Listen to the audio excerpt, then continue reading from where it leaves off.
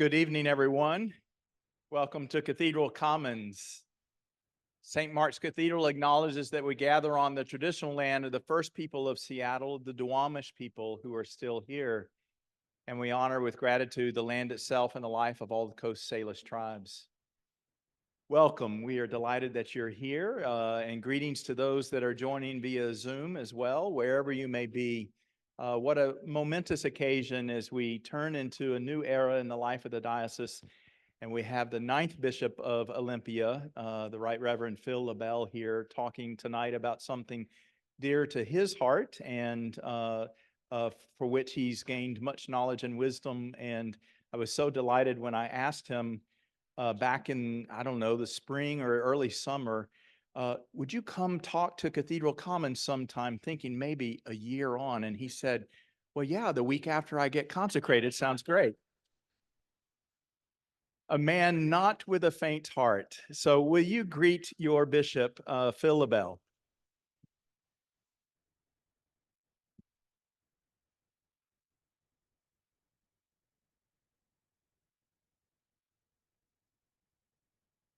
It is really good to be with you. And as I was talking with the high school singers over here, they said, wait, you're the bishop? And I said, I forgot my purple shirt at home. It's in the laundry. And that truly is where it is. I have one purple shirt because who knew purple shirts are all special ordered. Keep that in mind if you ever run to be a bishop. And it's like I've got one that I'm wearing on weekends, and that's it. So it is fabulous to be with you here this evening as we gather together. What Steve didn't tell you was that when we first talked about this, I thought I was running like a 6-week program because that's how I did this initially. So you're getting 6 weeks of highlights pressed down into like 90 minutes and hopefully some time for conversation along the way. And I would certainly welcome you to, if you have questions, to just let me know. Just raise your hand. And I think Steve's got the microphone so that we can make sure that those who are joining us online can hear those as well. But we're going to begin this evening with an opening prayer, which is my first slide. Let us pray.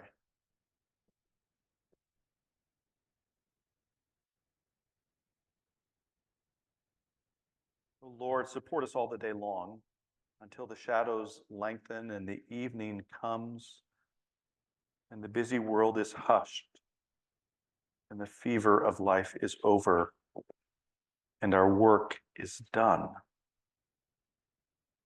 Then in your mercy, grant us a safe lodging and a holy rest and peace at the last. Amen. So before we go to the next slide, I want to invite you to just around your table, and for those of you online, you can just use chat for this one. Talk about how busy your life is. If you had to pick a number from 1 to 10, so share in groups of, if you're at a larger table, 3 or 4, how busy is your life and why are you picking that number? And you have at max 30 seconds each. Those of you on chat, go ahead. How many of you said you were a 1 or a 2 in your busyness? 3 or 4?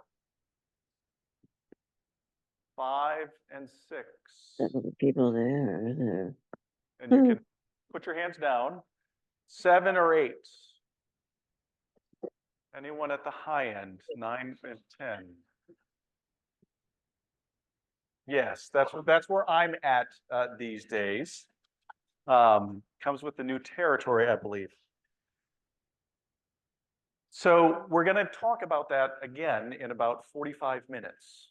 But we've got a long way to go before we get into our busy lives. And so this is going to be some theology, and you might have some questions along the way. Stop me and just let me know, and I will do the best that I can. Next slide. We begin at creation. Genesis 1 and 2 from the New Revised Standard Version. In the beginning, when God created the heavens and the earth, The earth was a formless void, and darkness covered the face of the deep, while a wind from God swept over the face of the waters. And God said, "Let there be light," and there was light. The way many of theologians read this is that in the beginning there was the nothingness that God created into. You can go to the next slide. That this was in the beginning, we had this emptiness out there that was formless and void, and darkness covered all of what was out there. And then God spoke into that darkness. And the Big Bang, or whatever it was, right? We don't really know. It's all sort of speculation out there in terms of how God created. But according to Genesis 1 and 2, it began in that way. Often this is called ex nihilo, out of nothing. How many of you have heard that before? Many of you online, some of you are waving as well. Good. This is one of the options that we get from theologians, one of the two main options of what happened at the beginning, that there was nothingness and God spoke into the nothingness. You can go to the next slide. However, there's a second way to read this. Interestingly enough, this is coming from the New Revised Standard Version, updated edition. When God began to create the heavens and the earth was complete chaos. And darkness covered the face of the deep, while the Spirit of God swept over the face of the waters. Then God said, "Let there be light." And there was light. Second way to think about this, according to this opening, I'm assuming you saw the difference there, right? Formless and void and darkness, and now it's chaos and darkness. Chaos coming out of those Babylonian myths of the water sort of raging around and having everything be chaotic, and God creating order.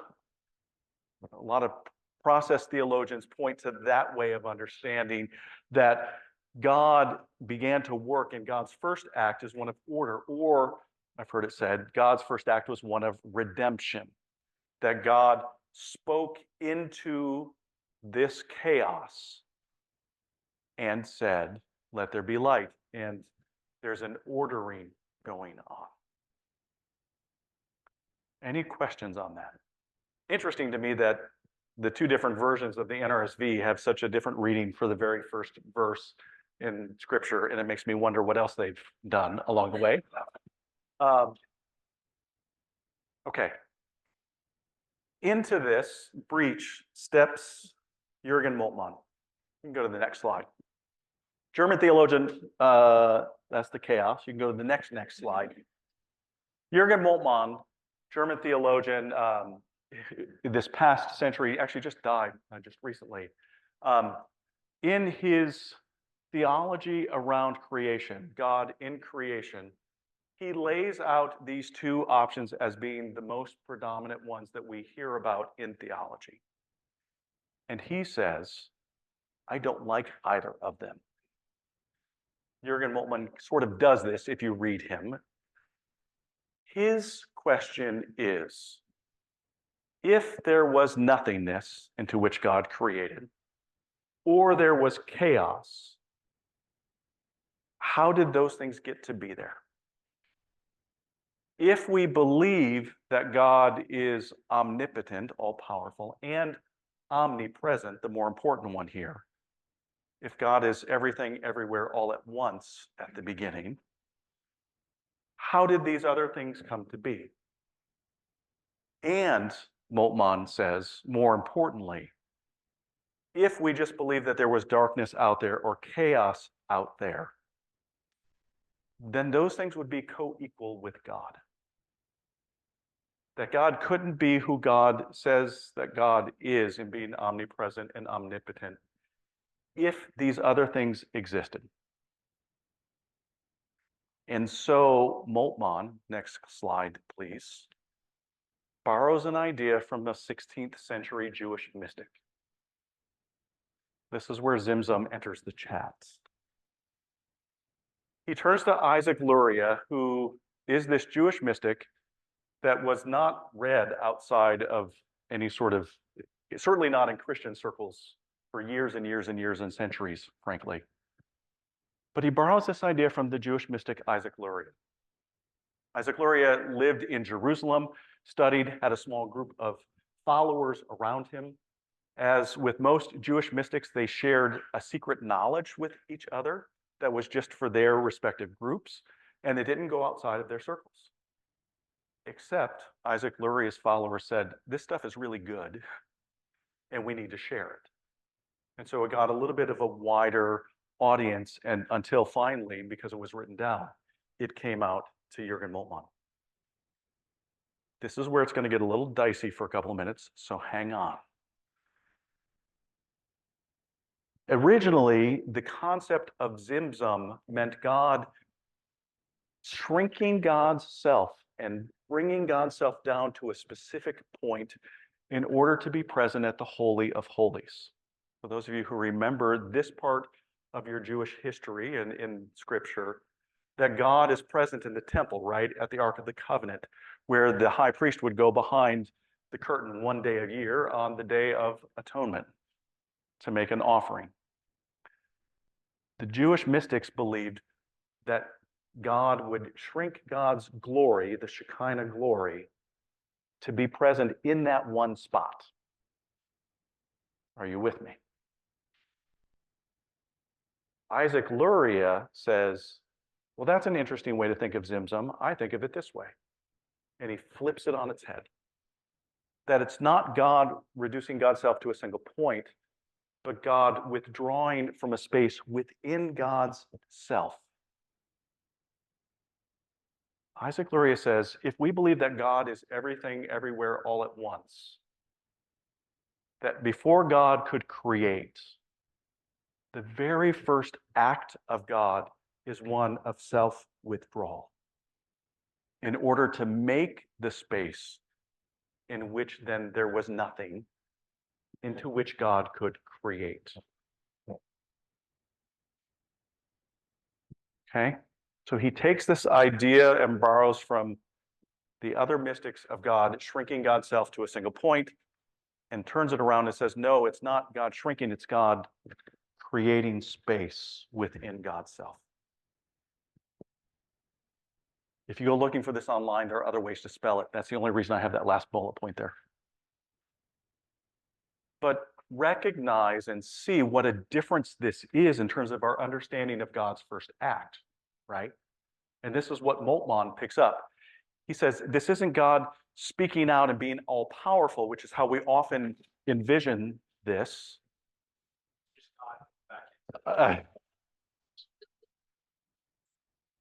That was scary.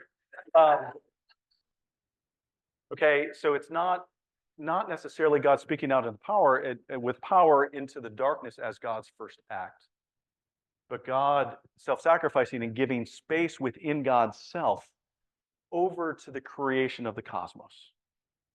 So it's self-sacrifice and withdrawal. Next slide, please.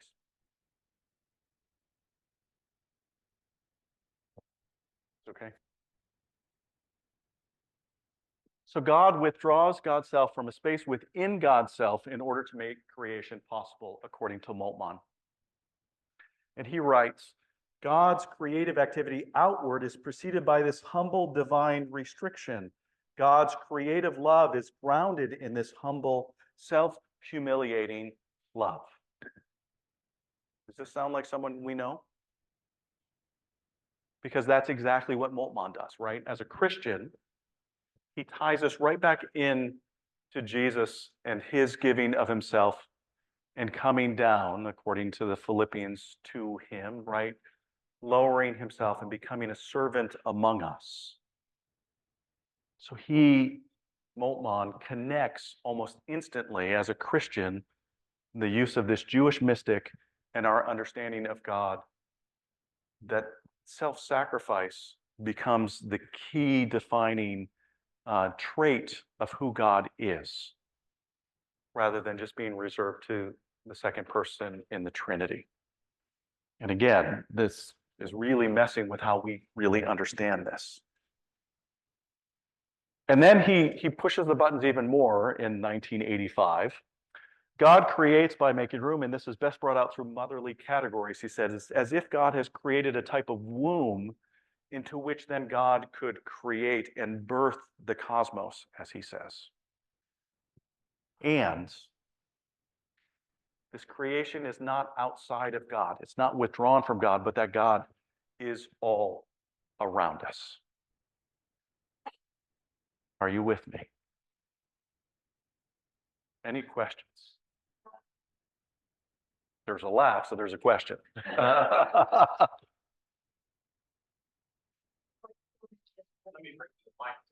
And if you have a question online, go ahead and just put it in the chat and we'll see if we can get that.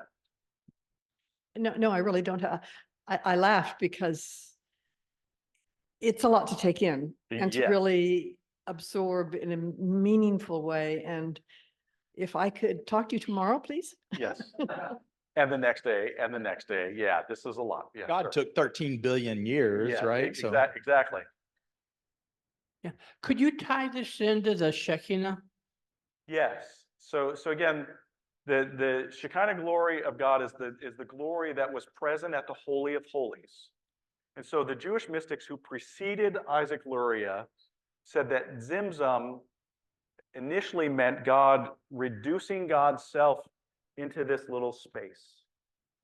Think of Aladdin's genie from that movie, getting, the genie being all big, getting down into the lamp.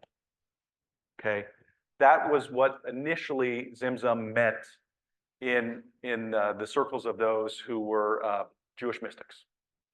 And Isaac Luria says, no, it's not God shrinking down. It's God pushing out a space within God's self, of God moving outward and withdrawing from that space in order to create this nothingness, this womb, into which then God could start with Genesis 1 and calling into the nothingness. someone on Zoom was asking, could you just unpack Shekinah or Shekinah a little bit? Yeah, so what the Shekinah glory is the magnificence of God, of God's awesomeness, that awfulness of God, if you want to stretch that word out. And so in that sense, and this is why certainly within the Jewish tradition, right, they couldn't go into God's presence without doing a whole lot of purification rites. That allowed them to come into the presence of God, the high priest, whoever was the high priest at that time, to come in and offer sacrifice to God.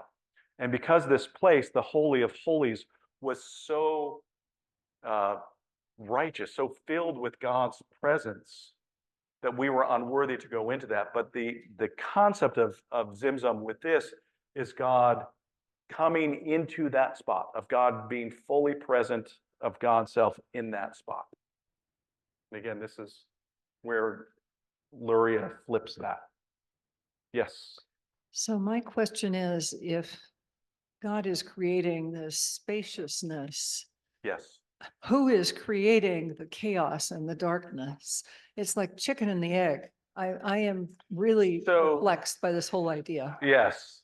So this is like class 3 in my 6-week series. But to answer that question, the way that Moltmann describes it, okay, and friends, we're going to go way deep into the waters here, is that space becomes for Moltmann God-forsaken space. It becomes the emptiness in the world. And if you followed Jürgen Moltmann's theology at all, he talks about God re-entering into the God-forsaken space through Christ and overcoming it fully through Jesus' passion and resurrection. So the nothingness there, because God is absent from that, Moltmann would argue that stays neutral for a time, but because God is speaking into it to create. So the nothingness is what comes about simply because of God withdrawing God's self from that space. And then God speaks into that darkness. But because God is no longer fully present there, Moltmann would say, sin and evil enters in, and following the story of creation from that point on. And again, that's I've got a whole 90-minute slide deck for that to get there. Anyone else? Any questions online, or were we all say, oh, yeah, go ahead. Actually have a question around those lines. So Genesis is written from a very particular perspective, right? The myth-making sort of perspective. And that Absolutely. brings in this kind of like human dimension. And like when you look around and you're like, ah, the sea is wild and crazy. Ah, Yes. right. That's bad for humans because, you know, we drown. But that's not necessarily bad. So if we're saying, oh, it's chaos and there's darkness, that's not bad because God calls the dark and the light good. Mhm. So why would we assume that his creating this spaciousness means he is forsaking something? Moltmann goes down that road of that becomes the God-forsaken space through the entrance of sin. That it's not until sin enters the picture, and again, this is like 30, 40 pages of Moltmann to get here. But he argues that it's our own desire to seek after our own desires, our own desire to seek after that which we want, and becoming like God in that sense, that creates this place where God is pushed out of the equation within our own lives and within humanity's lives. Correct. It doesn't have. It doesn't have anything that to do with the chaos. chaos. Yeah. Jürgen Moltmann would argue that the chaos, that process theology understanding, is not one that he buys into the way that he explains this. It's the ex nihilo, God creating out of the nothingness that has emerged because of the Zimzum, of God creating space. Kathy. Does Moltmann say anything about the creating of that space is also the creation of freedom He does. and the potential for sin and evil? He does. You've read Moltmann. And if not, you're going where he is. Yeah. No, he absolutely does. And that's the other big piece of this for him, is that in creation, out of the love is the ability to be free and to respond to that love or not. All right, I'm going to keep us moving. Next slide. So the impact of this is our understanding of creation shifts from one of power to one of self-giving love. And creation remains within and surrounded by God. And for me, this is where I want to go with it. It has implications for us as those who bear God's image. And to me, this is the important thing. So the other thing that we hear about in that story of creation is that God creates us as humankind as those who bear God's image. And there's lots of conversation about what does that actually mean? What does it mean to bear God's image? And it comes down to the idea of relationship. If we are to be connected with each other, and if God created us to be in relationship both with God and with one another, all of this is contingent upon who we are as the image of God, as those who bear God's image. And again, because we're Christian and Trinitarian, right? We believe that God is already in relationship and that God withdrew in order to create more and be in relationship with all that gets created. Next slide. So for me, this idea starts getting back to, if God's first act was Zimzum, an act of love in which God creates this space, so we're called to do the same thing. We're called to make space in our lives for others. Because God would not have done all of this, embracing Zimzum, of withdrawing from a place where God had been present, right? It is sacrificial, it is humiliating, it is a withdrawal of that sense. God would not have done it if God didn't want to be in a relationship with community. And then Moltmann argues human life is necessarily life in community, centered on love. And we reflect God's image in those relationships that are loving, when we're seeking for justice, and then sacrificially living for one another. A note here that I wasn't going to go down, but I've got a little bit of time. Where this gets a little complicated is for those who are women or those who have been marginalized in terms of the sacrificial piece of it. And that, for me, and part of the study that I did, it was centered on the idea of not losing yourself in the sacrificial giving and the sacrificial love. And often that's how it gets played out in circles, especially with those who are women, of you need to reduce yourself, you need to give to others, you need to give to others, and just keep going on.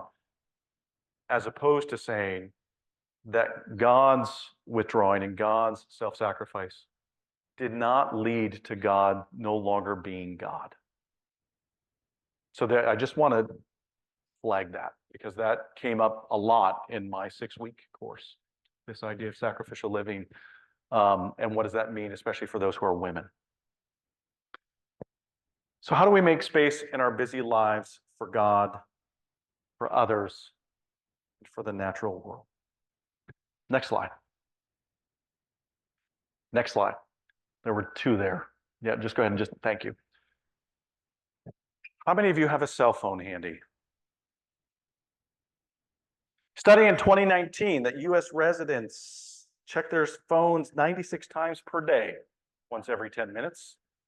In 2022, thank you, COVID, we increased 4-fold. And I have slides if people want copies of slides, so you don't have to take pictures. 352 times a day. Friends, this is an average. You know how averages work. Once every 3 minutes. Another, yes, ouch. Another study said that we spend between 2 and 4 hours tapping, typing, swiping on our devices. This does not include being on a computer or a laptop. This is just devices. 2,600 daily touches. University of California study, once distracted by email, text, or some other notification, the average is 23 minutes to refocus on what you were actually doing at the time. We talked about this at my staff meeting with the bishop's office yesterday. Partly because I know what it's like for me, and this happened today, that it was email. Email came in and I had the email open, I saw the notification, I stopped what I was doing, writing a sermon for this weekend, to respond to email. Important email. It's not to say that it wasn't important, but it's a shift in our context. And then you see another email there and you respond to that. Or if you have notifications of text that come up like I do on your laptop. 71% of Americans check their phone within 10 minutes of waking up.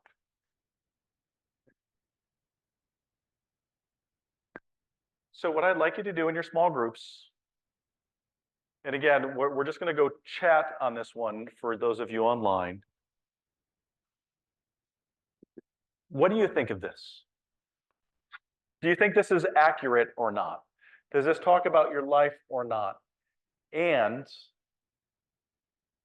what does that mean in terms of the amount of space and time that you might have in your life? 30 seconds, okay. Any responses to that from table groups? Just raise your hand so we can, okay, up here.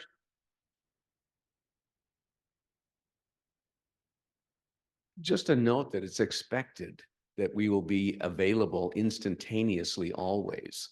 And By whom?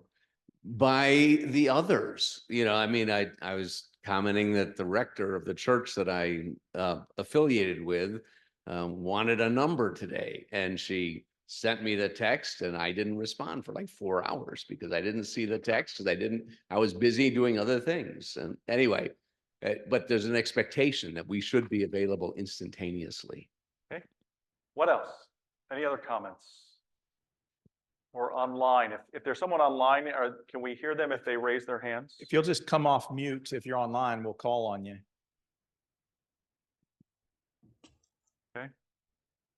Over, Steve? Pamela Bradburn. Yeah, I have an emergency cell phone. I never turn it on. So I'm the one dragging the average down. And proud of it. Thank you for that. Yep. Yep. Randy? I agree with the statistical. It's amazing. But one of the things I heard too is about somebody visiting a college years ago, how it's so wonderful to go in the dining room and all the students were talking and engaged. And he said he took his son recently to see colleges, and at the dining room, all the people weren't talking to each other. They were looking at their phones. I think we've all seen that. Anyone else? Getting back to that instant expectation of availability, I retired and then was called back to work several times after that. And at one point it was like a 2-year separation, and then I came back. And I remember walking out of the office with the public affairs officer, and I said, I don't remember working 24/7 before I retired. And now we were just, if the colonel needed something, he needed something immediately, and we just responded. And it was like it was sucking our lives away is how it felt. Yes. Judy Ronald Graham on Zoom, did you come off mute?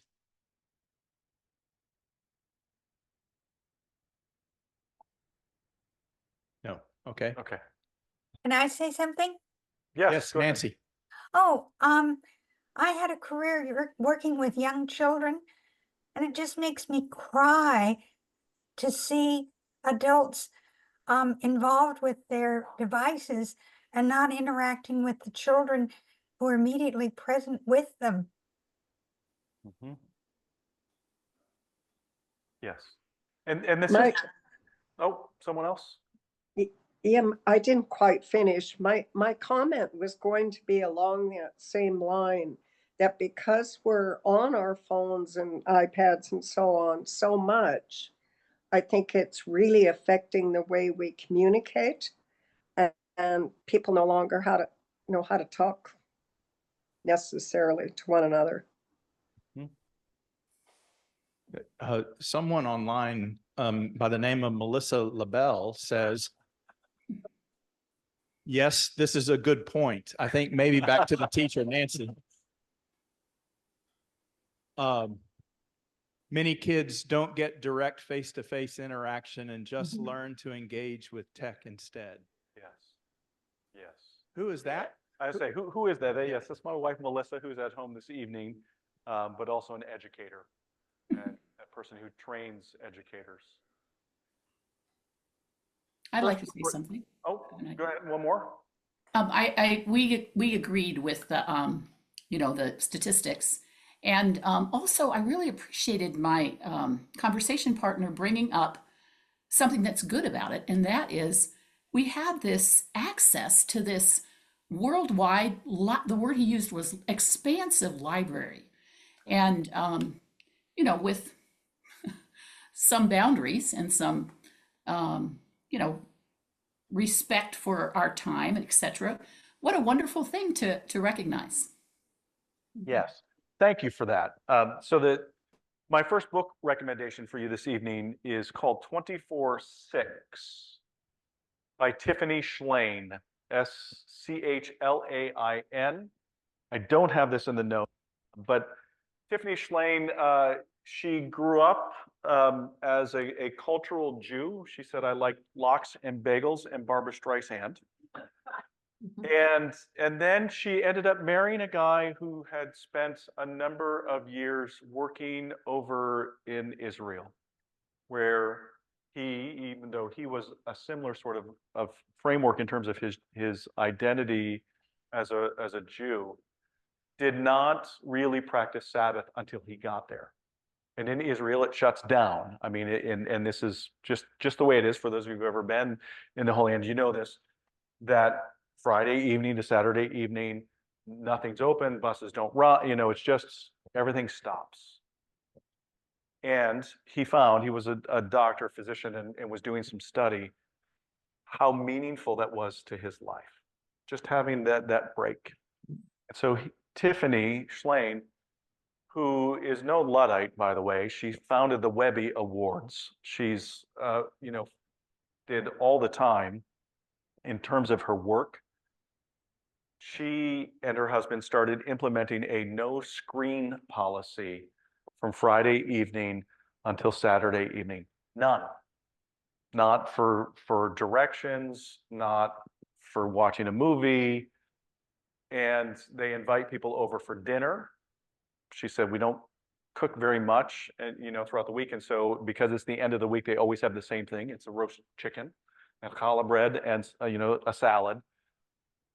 And they just enjoy time with one another and their families and friends.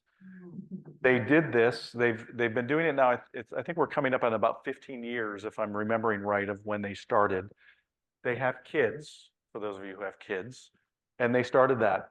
And there's no homework for their kids on that day. I mean, you know, they're just really faithful. She writes about the difference that has made to her life, of feeling the anxiety of always being on and present, and what that, you know, when you wake up, and if you're like me, and I'm one of those 71% who checks my phone and then does the Wordle for the day. She talks about just taking that time and how it slows down. And then it has morphed into their often extending that time offline until Sunday. That they've gotten into that sort of rhythm. And it said it increases her productivity. It does a lot for her soul. She's also very good at, when she's going home after work, of not checking even into the evening work emails and things like that. Creating those sorts of boundaries. And I would strongly encourage you to check out her book. Again, 24/6. You can find that. Okay, next slide. So we do have this commandment, you know. One of the 10 there, number 4, about honoring and keeping the Sabbath. Someone needs to mute themselves online. Perfect. It is one of the 10 biggies, according to God. How many of you have gone out and killed someone in the last week? Thank you. How many of you have not kept the Sabbath this past week? Thank you for your honesty. Right? It's one of those things that we rarely think about. According to theologian Dennis Olson, the Hebrew noun Sabbath is related to Shabbat, which is what our Jewish friends call it. And it means to cease, to stop, and interrupt. And such interruptions in the daily routine open up space in time for us to remember, redirect our lives to what is true and good, and to regain perspective. But we live in a society where time is money. When time is reduced to money, the Sabbath becomes unaffordable, says Christian Rui Costa. Even when I start thinking about a Sabbath day, it's often around, where do I want to go spend money, right? I might want to go to the movies on my day off, on my Sabbath day. Or I might want to go and have something, buy something to eat. I still remain a consumer in the midst of that. And that's something that I think the technology is also made available to us, right? You can go on Amazon at 3 o'clock in the morning when you wake up for whatever reason and buy whatever it is that you need and have it delivered to your house, maybe even in 24 hours. And yet, we're called to engage in Sabbath time. Dana Lender, next slide, please, talks about Sabbath as the holy time when we feast, play, dance, have sex, sing, pray, laugh, tell stories, read, paint, walk, and watch creation in its fullness. It's a day of delight. And then he says, few people choose to participate in the Sabbath because a full day of delight and joy is more than most people can bear in a lifetime, let alone once a week. Abraham Joshua Heschel, the Jewish rabbi, in his seminal book, just simply called Sabbath, second recommendation for you, talks about how those who follow the Jewish faith get a chance to experience what the kingdom that is coming, the fullness of God, of paradise, what it's like every single week. And how that is anathema, the pagans, he writes. They don't get it. Moltmann says, the celebration of the Sabbath leads to an implied capacity for perceiving the loveliness of everything, food, clothing, the body, and the soul, because existence itself is glorious.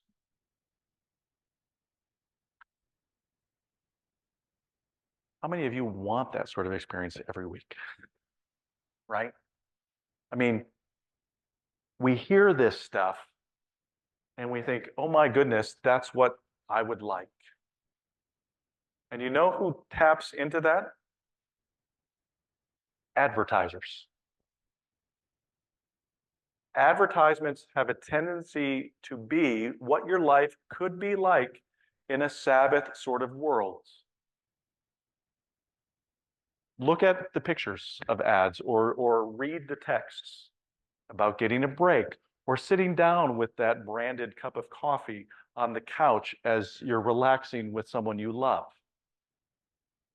Again and again and again, we're sold the idea that if we just had this one product, then we could have Sabbath life. It doesn't work that way. We all know this. But recognize that they're tapping into something that we feel in the longing of our hearts, of finding a place for space and enjoyment with those that we love and delight. The problem with all of this is that it takes intentionality. For us, as those who bear God's image, if we want to make space in our lives, then you've got to start with intentionality. How is it that you're going to make time? What is it that you're going to give up, sacrificially withdraw from, in order to engage in a way that opens up space? In the church, at least in the parish where I served, we do this poorly, right? Whenever we have good ideas about something, we'll add it in. And then we'll add in something else. And then we'll add in something else. And just keep going down the line till now you've got 30 different programs that you're running because you don't want to get rid of any of them. And we do the same thing in our lives. We're called to live in a countercultural way as those who follow Jesus. If we bear the image of God and want to create Zimzum in our own lives, it's going to be some self-sacrifice. It's going to be giving up something. And yet, I guarantee you it's for the greater good of your life in the midst of that. Any questions thus far? Or comments? I'll even, this isn't a question, but a comment. I'll let you fly on that one. Over here? Someone online. Yeah, go ahead online.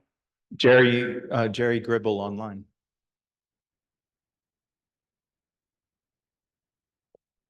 Jerry, if you'll come off mute. Okay.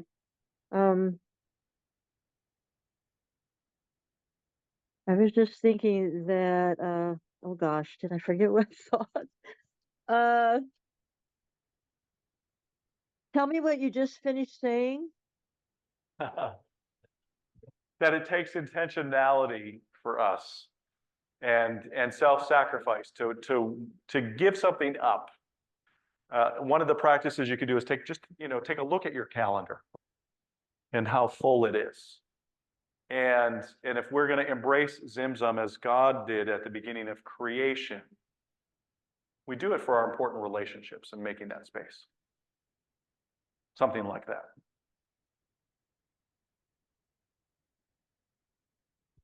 Sorry, I'll get back to you. Okay. All right.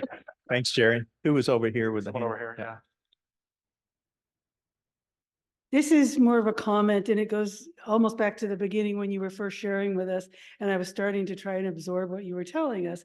And as much as opening that space, and then I can visualize for myself standing back and watching what happens.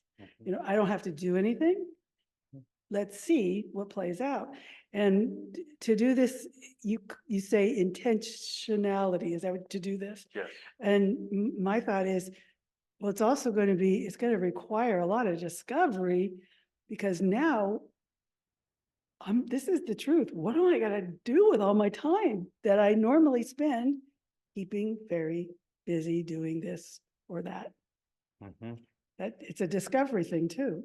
It is. And that can be a frightening thing too. I mean, this is a piece of it, of why we keep ourselves so busy. And that is that if there's constantly noise in the background, then we don't have to deal with whatever's going on in our hearts and in our minds. And there are a number of good books around folks who do that sort of work. I read, as part of this study, a gentleman who got onto a tanker, going across the ocean, paid, I don't know, like $30. It was really cheap, and got a room and had nothing but a book or two for 30 days. And just what that meant to him and what he dealt with. Because if you're quiet for any amount of time, it kicks up a lot of the stuff that you need to maybe deal with. And it's also very hopeful. I mean, to me, that's, and you can find these, articles in the New York Times. There was one, I think it was in the New York Times or the Washington Post over the summer, about a guy who implemented a regular Sabbath. Just had no faith life at all, but just wanting to create a break. Our world is hungry for this, because we don't have time for our important relationships, or even the relationship with ourselves, or the way that we interact with creation. Someone else had a hand up over here, I think. Right over. I'll ask. You're 11 days into your episcopate. Yes. You're drinking from the fire hose. That's what they say. So how are you doing this? So how, it's in all seriousness, I counted up yesterday evening when I finally closed the lid on my laptop, and I was at 42 hours over the course of 3 days.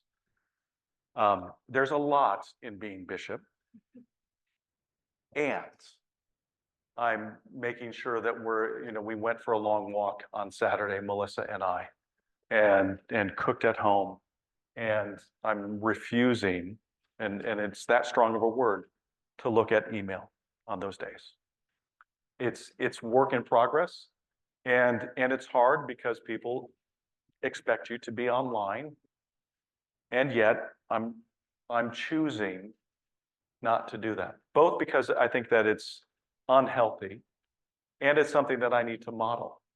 And so the other thing that I have yet to do, and probably won't, is to put my work email onto my phone. I'm only doing work email on my laptop, so that I'm not checking constantly as another thing. And I don't have social media accounts. I got off of those 2 years ago as a part of this process. Small ways. Yeah. And it's damn hard. because of the world we live in. So the follow-up question is truly earnest one. You have an ordination service on Saturday. So how's that going to work this week? Yeah. So I have a day off on Friday that will be completely, I hope, free. This week it's going to be really hard. Just being completely honest about it, just with everything that I've got going on before I head off on pilgrimage next week for the civil rights pilgrimage. But my intent is to stay up later these next couple of days to try to get the stuff done that I need to get done. And if it's not done, it's not done. I mean, literally it's been, to me, where the irony of all of this came is that I'm writing a dissertation about all of this and applying for a position here and running a parish and having one kid who was finishing up high school and going through college search. And in the midst of all of that, we still kept a regular Sabbath. Yeah. I'm going to try and express inadequately a little on the other side, because we all know, I mean, those statistics, we all could say, yeah, that's what's wrong with our lives.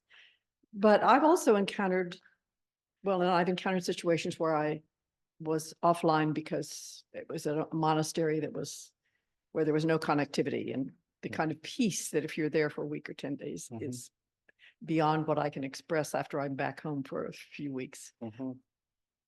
On the other hand, the woman whose book 24/6. Yes. They did that in Israel, right? No, she did here in the US. Oh, she did here. Yeah, they live in LA. Oh my gosh. Okay, well then my point doesn't work, but when it is a countercultural idea, and there's a lot to be said for trying to practice it. On the other hand, I've encountered situations in which it actually gets in the way of a relationship. Or I mean, when the whole world, I mean, it would be lovely if the whole if it was like Jerusalem and everything stopped. But on the other hand, we had my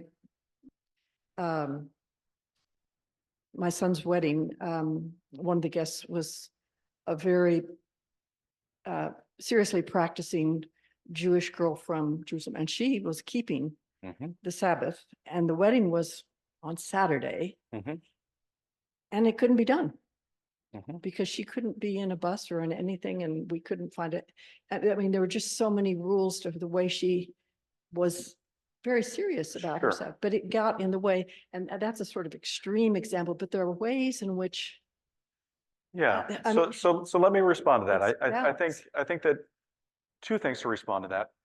One is that what I would be encouraging us to do is to not be that legalistic about stuff. Again, looking at Allender's idea of a day of delight, I think a wedding would fit into a day of delight.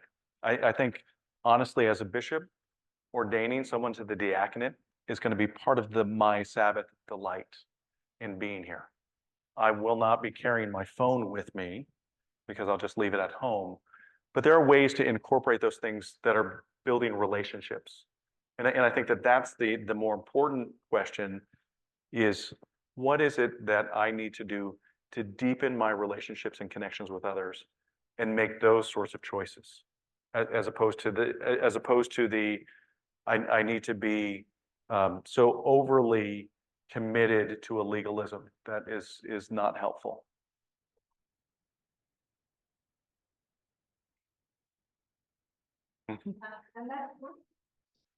Or even going through a period of intense activity when you're not. Right. When you're not taking the time, because it's. But my point is that I will be taking the time, because it's not healthy for me, nor clergy or anyone else, to be so on all the time. That we live into this world that says that we must do this, and even if it's just for a short time. And I would argue just the opposite, that we need it then more than any other time to make sure that we're taking those breaks and establishing our relationships with God and one another. And I'm out of time. I grew up with this and the understanding of this, and then through a Jewish brother began becoming observant in Jewish tradition. And I now refer to Christian Sabbath and Shabbos. And the thing that was extraordinary for me is that Shabbos is to focus on God for 24 hours. And how revolutionary that is to say, I'm only going to focus on God from sunup to sundown. Right.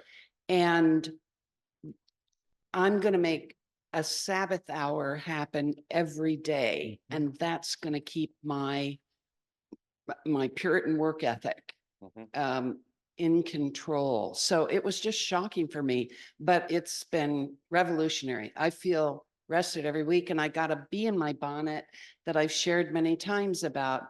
I have this longing to attend every service at St. Mark's on Sunday. And I realized I'm trying to create Christian Shabbos where I just worship God all day long. Thank you for that. Could you go up 2 slides? So I've got reflection questions that we can come back to for those who want to stay on for a little bit, but I'm going to honor the time. What time do we end? Oh, at 8:15. All right, go back to that. I'm sitting here seeing 7:15, and I thought we were up. All right, so we have time for the reflection. Lots of questions here. How does this idea of creation change your understanding of God? If love and not power is foundational in creation, what might this say to us about our own lives and what's important?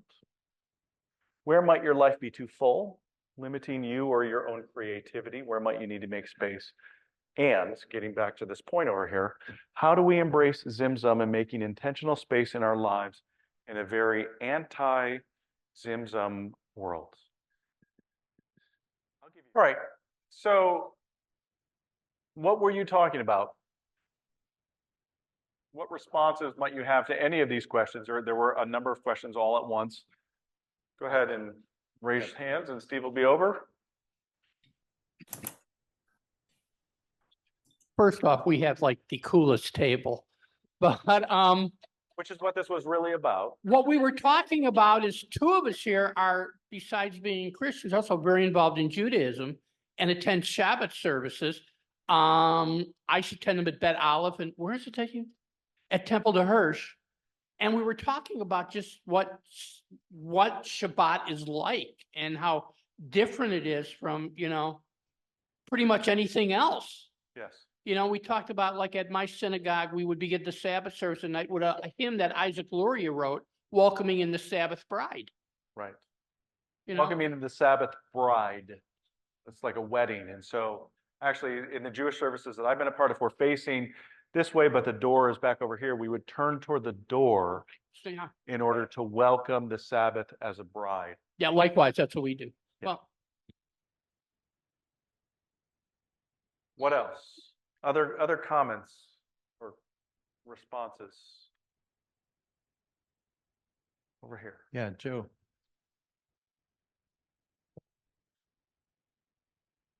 We talked about the comment from back here about it being a time of discovery.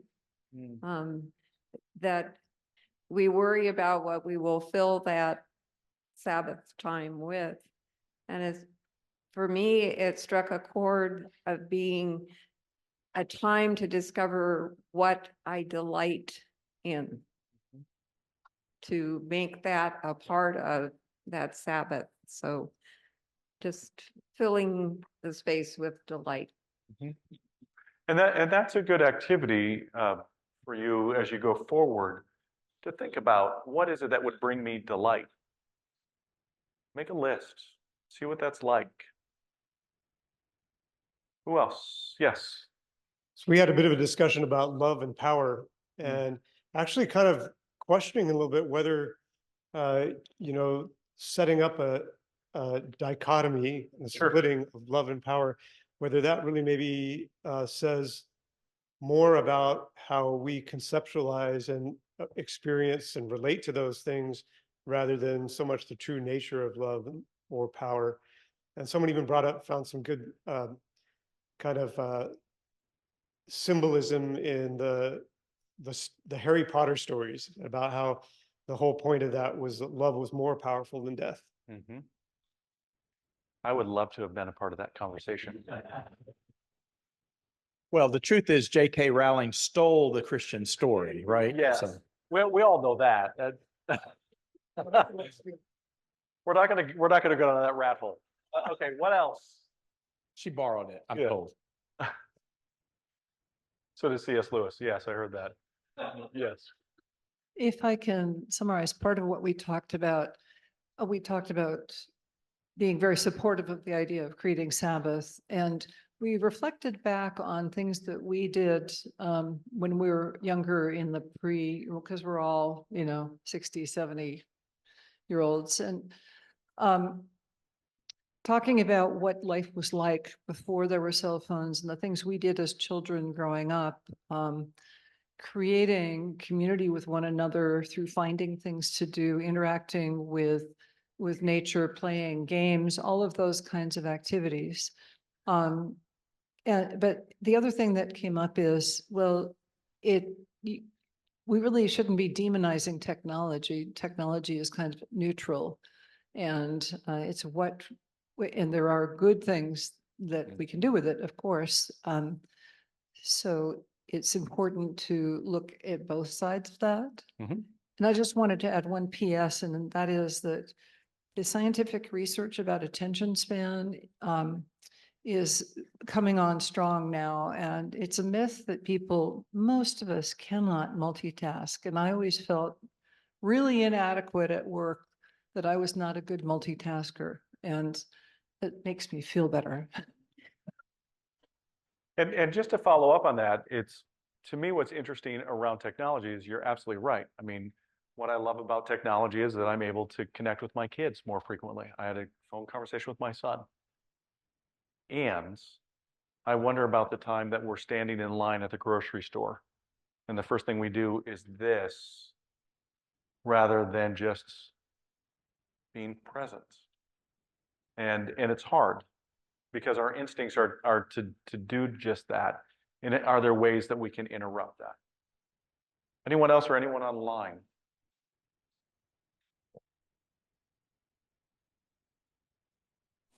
I'll go, I guess. Sweet. Sherry.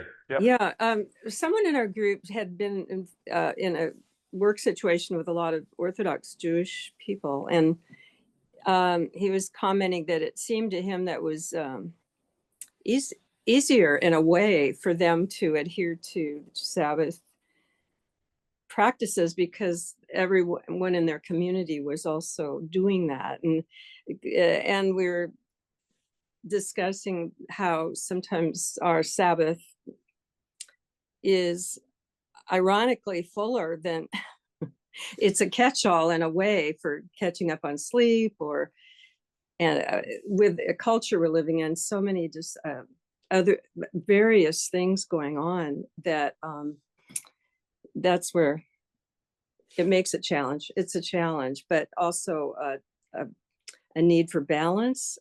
And I, for myself, speaking for myself, it isn't an all or nothing kind of thing. It's just trying to grapple with more intentionality and just lessening the distractions and increasing,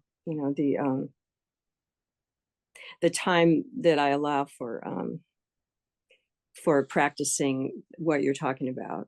And so those were some of the things that we covered. And I think it is true in terms of having community support is a really important thing. And it's one of the things that I wrestle with because I practice the Friday evening to Saturday evening sort of thing in my own life. And I wonder how that might work in a parish where it was a little harder to have that conversation. And this is where Moltmann, I think, kind of falls down at the very end of that. He talks about Sabbath at his book, God and Creation. And he says we should, start like maybe midday on Saturday and kind of go into Sunday, but it's very fluidy for him. And to me, it wasn't, I would like something a little more definitive. And the reason I do Friday into Saturday is that it feels like the day that most in our culture would likely agree to, because by the time we've gotten to Sunday as Americans, never mind those of us who are involved in church, we're getting ready for the rest of our week. And there were a lot of articles that I read from Europeans who make fun of us as Americans for we can't even take the whole weekend off, that we've got to pre-up and get ready for the work week. Someone over there, yeah. I just wanted to say that the concept of first of all, of God withdrawing to make space.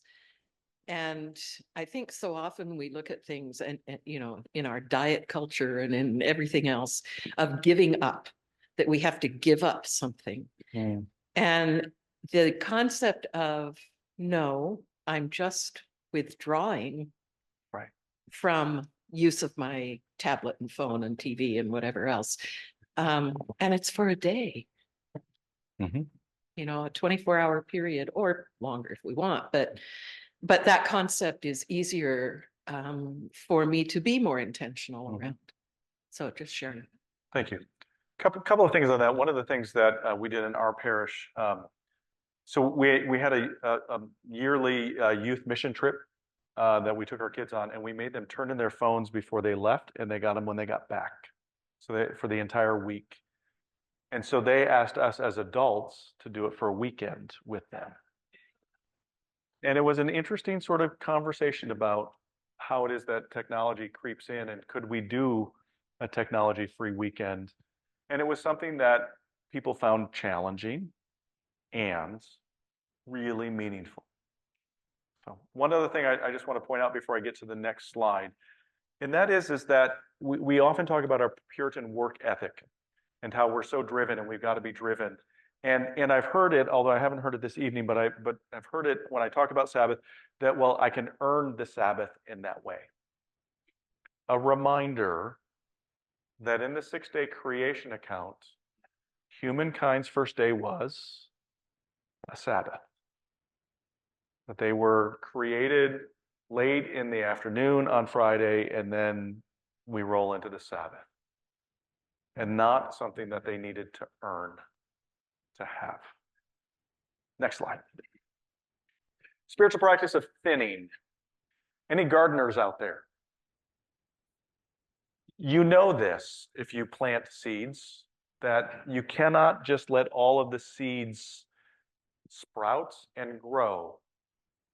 Because if you do, what happens? They all die. Yes, it's not some of them, it's just there's not enough room for all of them to flourish.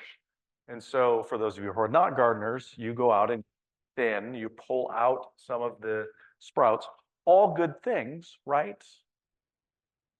But there's a decision process of, I need to thin this out in order to allow them all to flourish that remain. This was introduced to me as a spiritual practice in a book on Sabbath, about what in our own lives do we need to thin? Because if we continue to let everything grow, it's going to choke out everything. And this is, as I alluded to earlier, really hard for parishes to do, because it's all good, right? And yet it leads to burnouts. It leads to having way too much going on, of extending resources beyond what we have, be it monetarily or in terms of the human toll that it takes. But I wonder about in your own life. So take 2 minutes. That's all I have left. Now it's truly time. And if you have a pen and paper in front of you, or if not, just I'll let you take out your phones if you want to do that. Think about that for 2 minutes. What might you need to thin out in your life in order to make space, even if it's good, especially if it's all good? What might you need to do this next week to thin out? The Lord be with you. Let us pray. Almighty and everlasting God, you made the universe with all its marvelous order, its atoms, worlds, and galaxies, and the infinite complexity of living creatures. Grant that as we probe the mysteries of your creation, we may come to know you more truly and more surely fulfill our role in your eternal purpose. In the name of Jesus Christ, our Lord. Amen. Thank you. Bishop LaBelle, thank you very much.